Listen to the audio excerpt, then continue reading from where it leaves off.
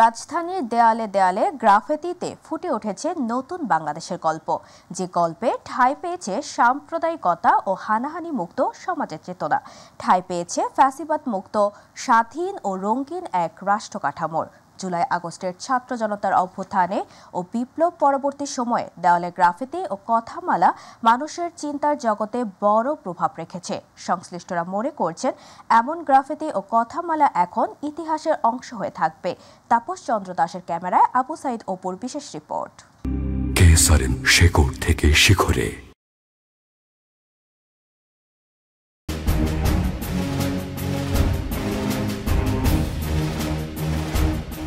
কোটা আন্দোলনের ৮ দফা থেকে ১ দফা, দীর্ঘ ১৫ বছরের একনায়কতান্ত্রিক শাসন ব্যবস্থার অবসান ঘটাতে একাট্টা হয়ে ওঠে ছাত্র শিক্ষক সহ সর্বসাধারণ এবং সারা দেশের মানুষ। ফুঁসে ওঠে দীর্ঘ রাষ্ট্র ব্যবস্থার নেতৃত্বের প্রতিবাদে।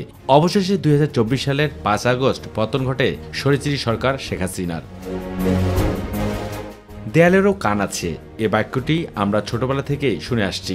সত্যি যেন দেয়ালেরও শুধু কানই নয়, তার চোখ, মুখ এবং অবয়ব আছে, তার ভাষাও আছে।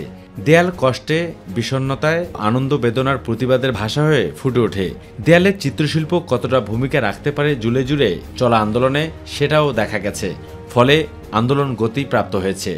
আসলে এই দেয়াল লিখন থেকে এটাই শিক্ষা নিতে পারে, পরবর্তীতে যে সরকার আসবে তারা যদি ওই বিগত সরকারের মতো আচরণ করে তাহলে তাদের পরিণতি এসে করুণ হতে পারে। বিগত সরকার জোর করে ১৫ বছর ছিল, কিভাবে দেশ ছাত্র হয়েছে এটুকু অন্তত ভেবে প্রত্যেকটা দলের উচিত যে আমাদের ভবিষ্যৎ কর্মকাণ্ড কেমন হওয়া উচিত।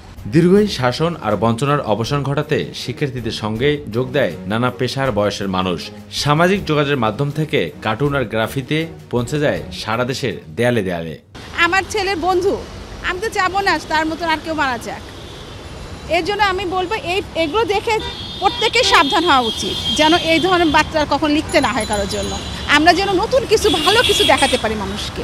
ধীরে ধীরে নগরবাসীর কাছে গ্রাফিতি শিল্পী পরিচিতি পেয়ে যায়। সাংস্কৃতিক প্রতিরোধের গতি প্রকৃতি হয়ে ওঠে গ্রাফিতি। গ্রাফিতি সমাজের বিভিন্ন ধরনের বৈষম্যের বিরুদ্ধে প্রতিবাদ বা সচেতন বৃদ্ধির জন্য একটি শক্তিশালী মাধ্যম।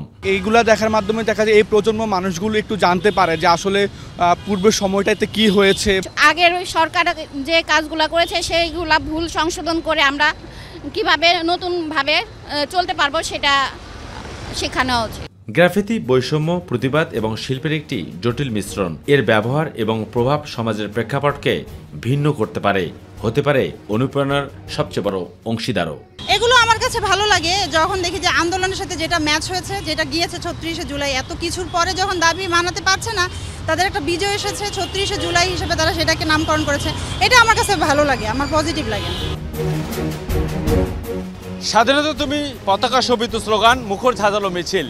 রাজধানীর প্রতিটি দেয়ালে দেয়ালে এমন গ্রাফিতে ভরে যাওয়ায় সাধারণ মানুষের কথা একটাই, এসব দেয়ালের গ্রাফিতে যেসব বিষয়গুলো ফুটে উঠেছে সেসব যেন আগামীতে যারা রাজনীতি করবে এবং দেশ চালাবে তারা যেমন বুকে লালন করে এগুলো এগিয়ে চলবে, পাশাপাশি তরুণ প্রজন্ম এ থেকে শিক্ষা নিয়ে ভবিষ্যতের দিকে এগিয়ে যাবে বলে মনে করেন সাধারণ মানুষ। আবু সাইদ অপু, মাই টিভি, ঢাকা।